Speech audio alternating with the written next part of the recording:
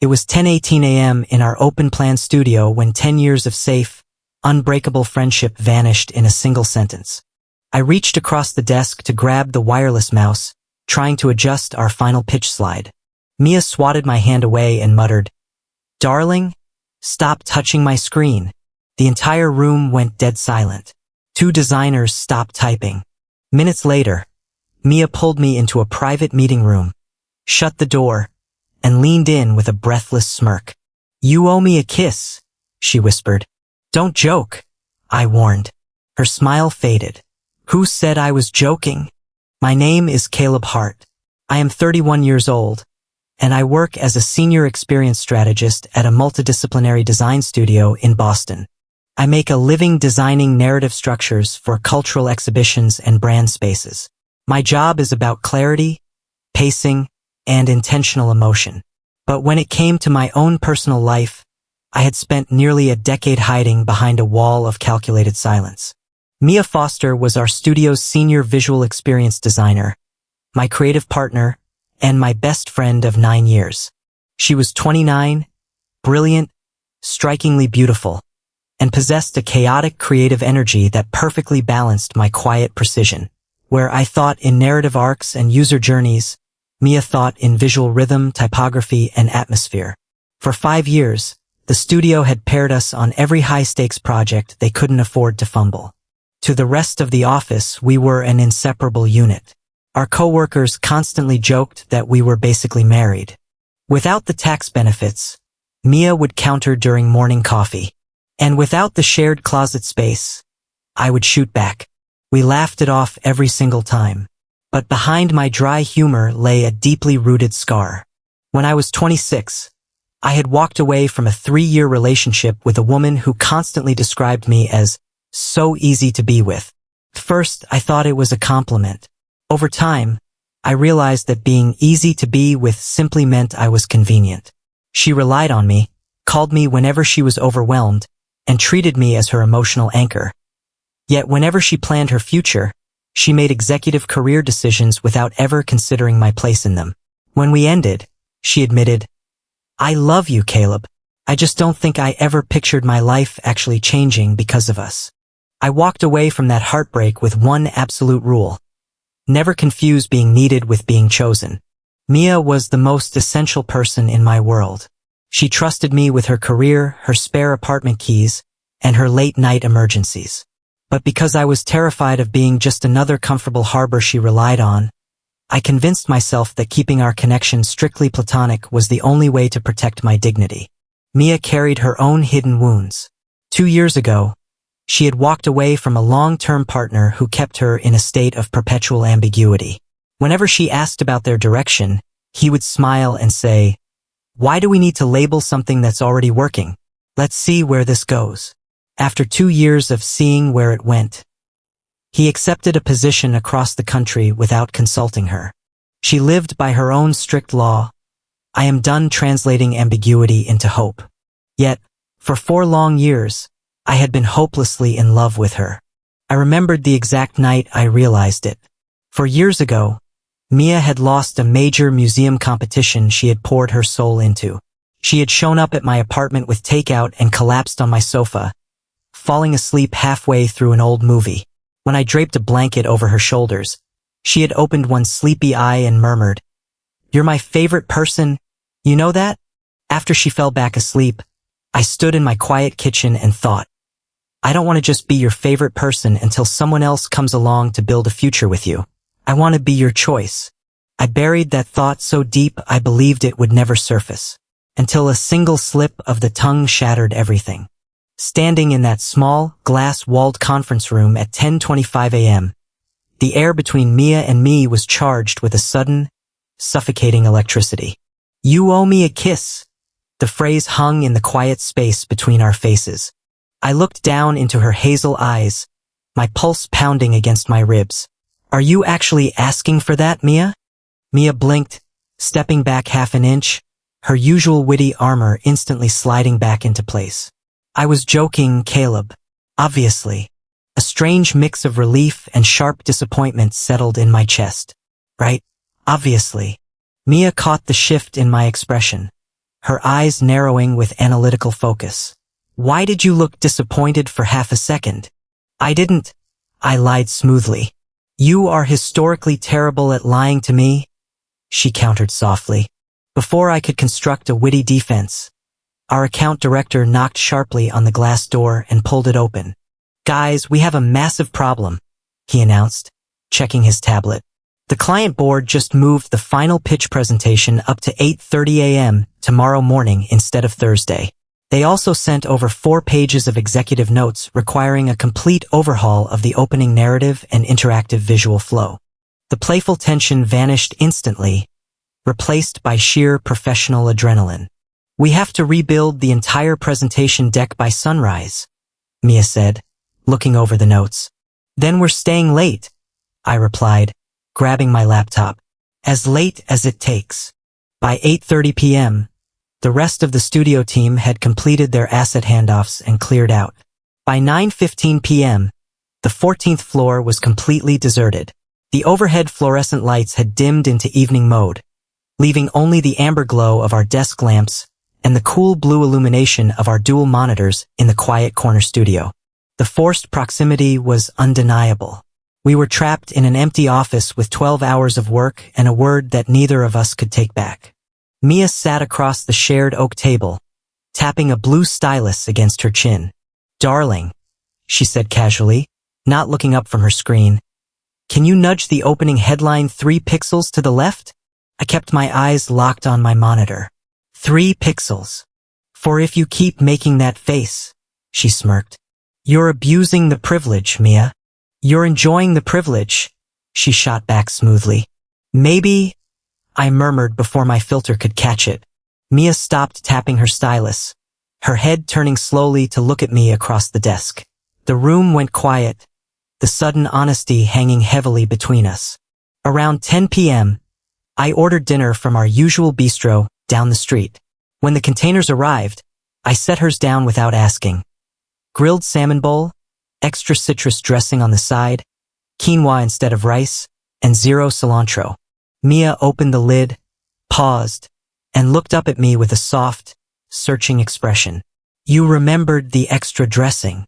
You complain very loudly when your food is dry. I deflected immediately. Caleb, I changed that dressing modification 4 months ago, she pointed out quietly.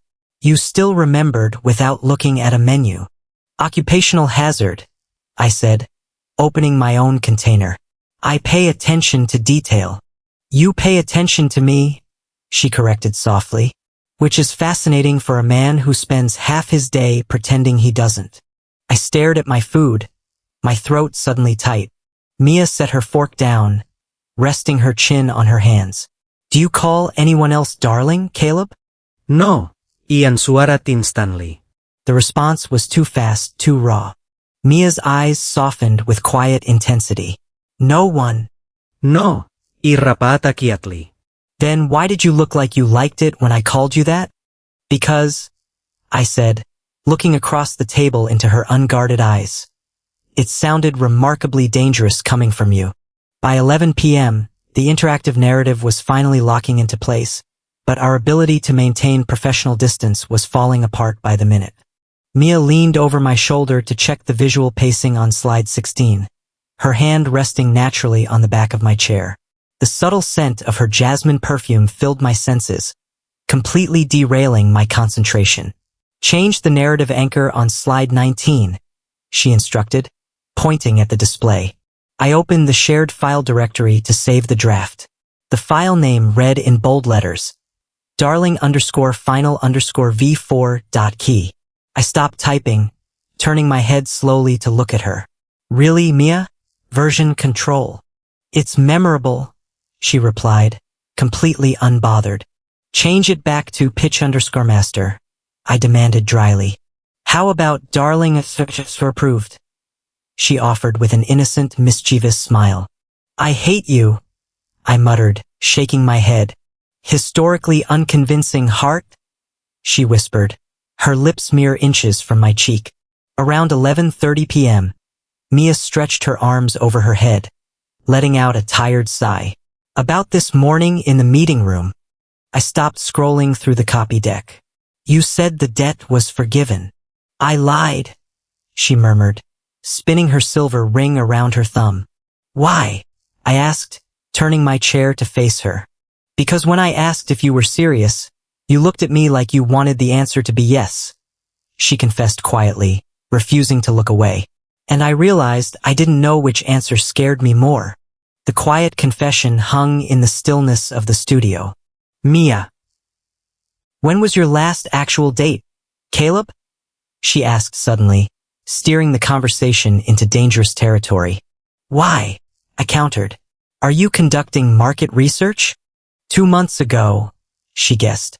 The architect from Cambridge? How do you even remember that? I asked. You showed me her profile, Mia replied, tilting her head. You went on exactly 1 date. Why only 1? She was fine, I said, looking down at my hands. It just felt like work. You love work, she teased gently. Not when I'm supposed to be connecting with someone, I replied, raising my eyes to meet hers. What about you? Why did you stop seeing Owen after 3 dates? Mia paused, her fingers freezing on her silver ring. He was nice. That sounds devastatingly polite. I kept comparing him to somebody, she admitted softly, her voice dropping into a register that made my chest tighten. Who? I pressed, my voice raspy. None of your business, she whispered, though her cheeks flushed a distinct shade of crimson under the warm desk lamp. Around midnight, we opened the studio archive folder to locate a visual brand asset from an installation we had executed 4 years ago. As Mia scrolled through the vintage project directory, an old candid photograph popped up on the display. It was a photo from that late-night pitch 4 years ago, the night Mia had lost the museum project and fallen asleep on my living room sofa. In the photograph, Mia was laughing across our office table, while I sat in the background, completely ignoring the camera, looking at her with an expression of unguarded, devastating warmth. Mia stared at the image on the screen. Why were you looking at me like that? You were probably talking, I muttered defensively. Everyone else in that frame is looking at the camera. Caleb, she pointed out softly, zooming in on my face. You look. She trailed off, swallowing hard. I remember that night, I confessed quietly into the silence. November 14th. 4 years ago. Mia turned her head slowly, looking at me with wide, searching eyes. You remember the exact calendar date? I remember every single detail of that night, Mia. I admitted, my defenses completely crumbling under the weight of her gaze. Mia went entirely still. She didn't make a joke. She didn't laugh it off. She just searched my face, realizing that the memories she had carried in secret weren't one-sided. At 12:45 a.m., exhaustion began to blur our focus. Mia was reviewing our closing strategy slide, squinting at the typography and stumbling over the final narrative summary for the 3rd time. I reached across the wooden table, gently resting my hand over hers to stop the typing. Darling, stop, I murmured softly. That line is already perfect. Don't touch it. The room fell into an absolute, breathless silence. We both froze. This time, there was no crowded conference room. There were no colleagues to witness it. There was no professional panic to hide behind. It was just the 2 of us, sitting in the warm glow of an empty office, with the truth resting squarely beneath our touching hands.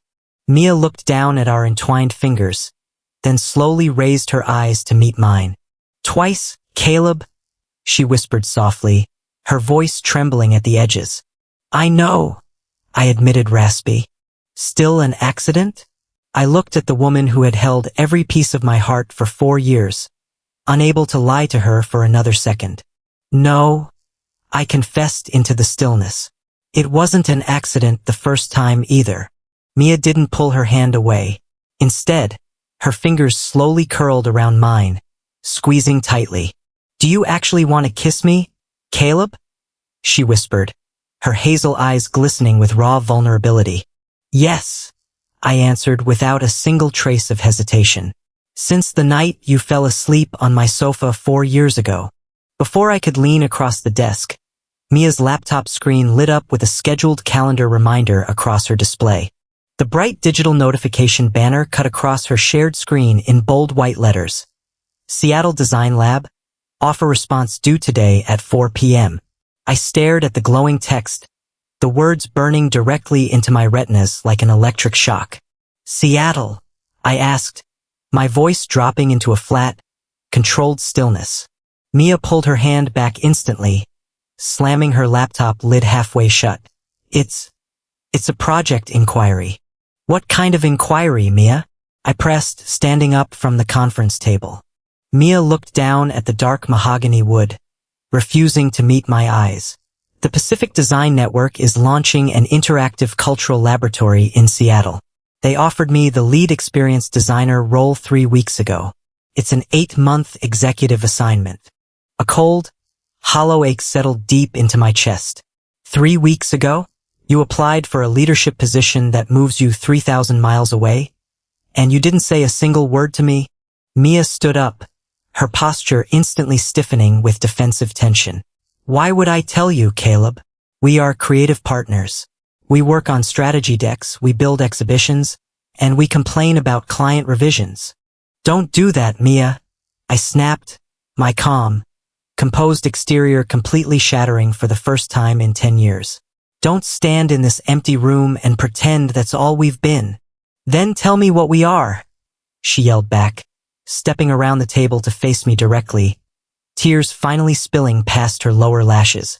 Because I am utterly exhausted. You remember my exact coffee order from 4 months ago. You know when I'm lying about being fine. You remember the exact date I cried on your sofa 4 years ago. And you accidentally call me darling when you think I'm tired. But the second anything becomes real, you retreat behind your dry humor and act like I'm just a reliable friend who happens to sit across from you. Because I didn't want to become another safe harbor you eventually leave behind. I shouted back, running a hand through my hair. You know what happened in my past. I spent 3 years being someone's safe person, only to find out that when it came time to actually choose a life, I wasn't even in the blueprint. I couldn't survive being needed by you without ever being chosen. I am not your ex, Caleb, she cried out, stepping closer until she was mere inches away. Stop making me pay for a heartbreak I didn't cause. You think you're protecting yourself by keeping things safe, but you're just hiding. I didn't apply for Seattle because I wanted to leave Boston. I applied because I was tired of sitting across from you every single day, waiting for you to say something you clearly felt, but refused to voice. She looked up into my eyes, her expression raw with aching vulnerability. 3 years, Caleb, she whispered, her voice breaking. I've been in love with you for 3 years. I don't want to kiss because I accidentally called you darling this morning. I want to know why you sounded like you meant it. Because I did. I confessed, the unfiltered truth tearing out of my chest. I have loved you for 4 years, Mia. I didn't stay silent because you didn't matter. I stayed silent because you mattered so much that the thought of losing you paralyzed me. Mia stared at me, tears streaming freely down her cheeks, her breath catching in her throat.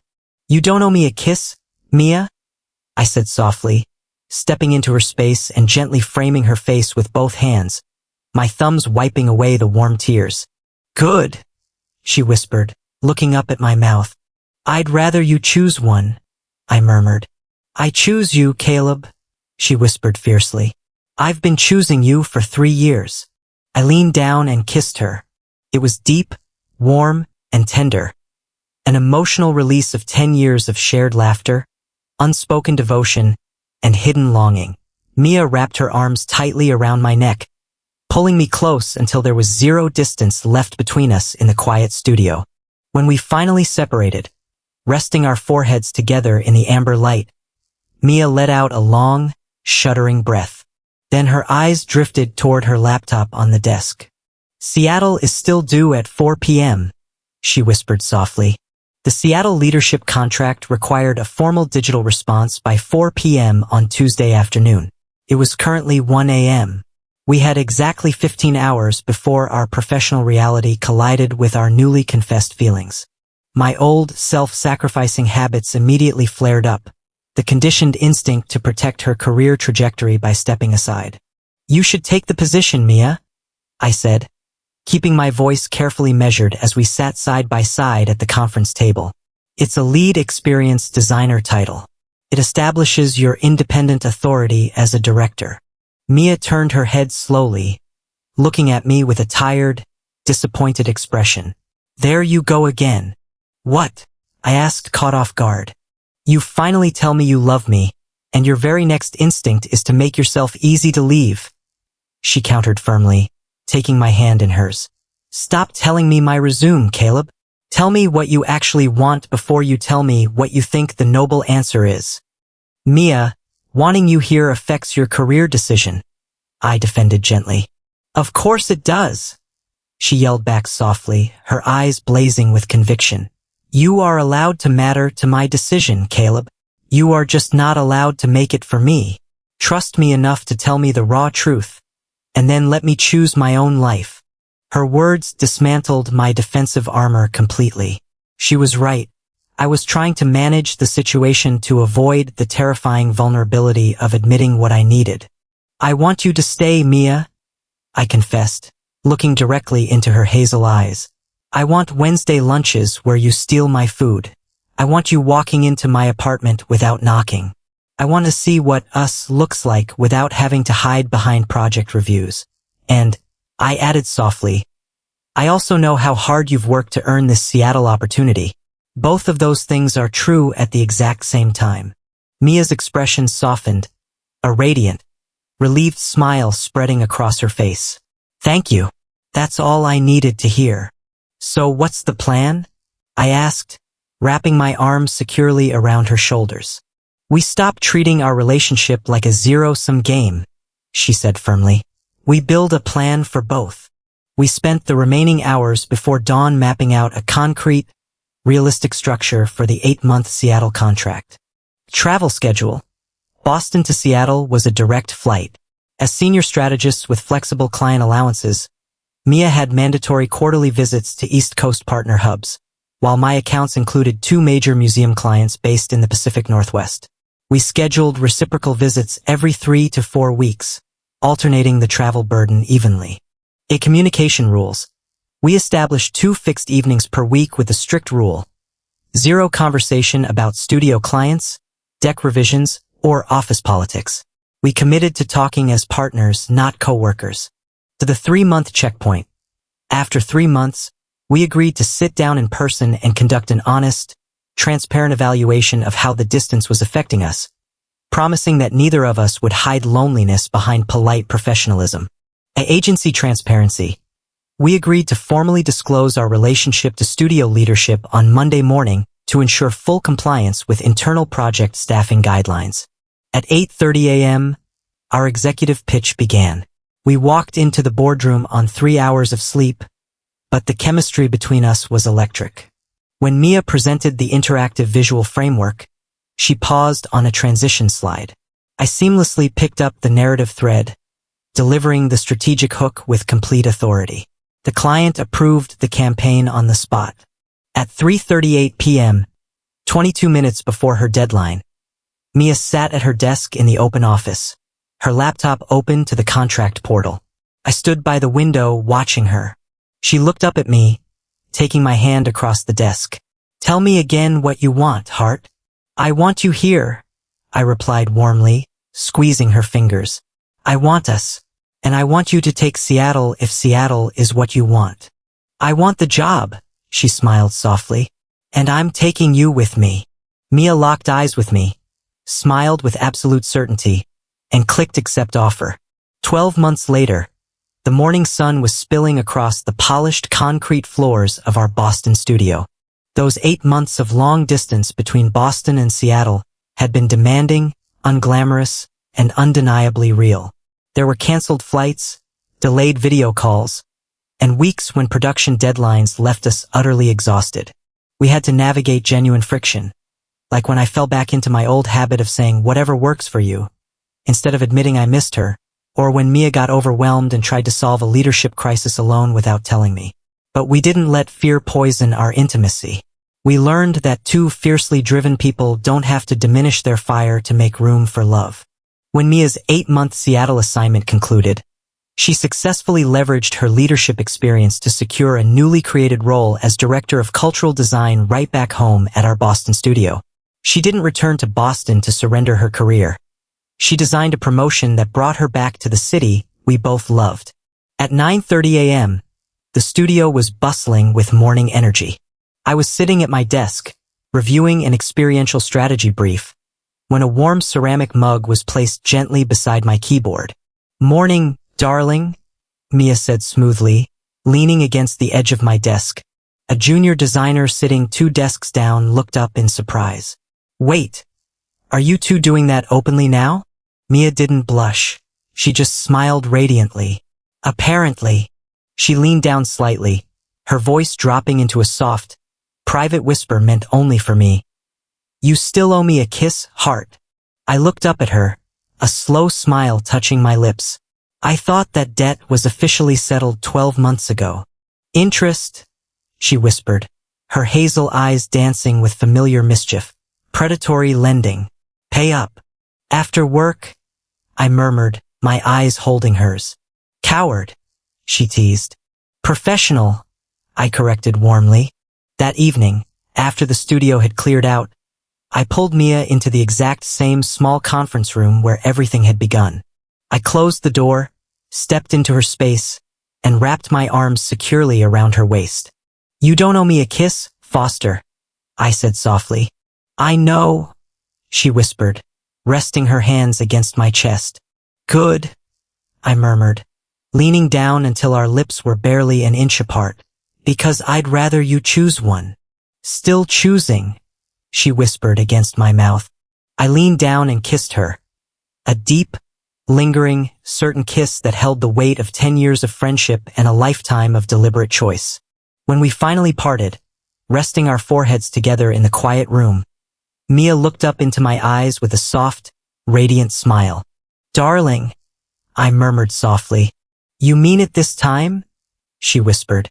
"Every single time," I answered. Looking back over those 10 years, I realized that calling Mia darling was never truly an accident. It was simply the first time my heart spoke faster than my fear. People can misspeak. People can let a word slip. But nobody accidentally spends 10 years showing up for you, remembering your coffee, and building a life around you. Real love isn't about avoiding the risk of ruining what you have. It's about being brave enough to look at the person who holds your entire world and choosing them, out loud, on purpose, and without looking back. If your best friend accidentally called you a pet name at work, and then challenged you to see if you had the courage to act on it, would you laugh it off to stay safe, or would you finally tell them the truth? Let me know your thoughts in the comments below.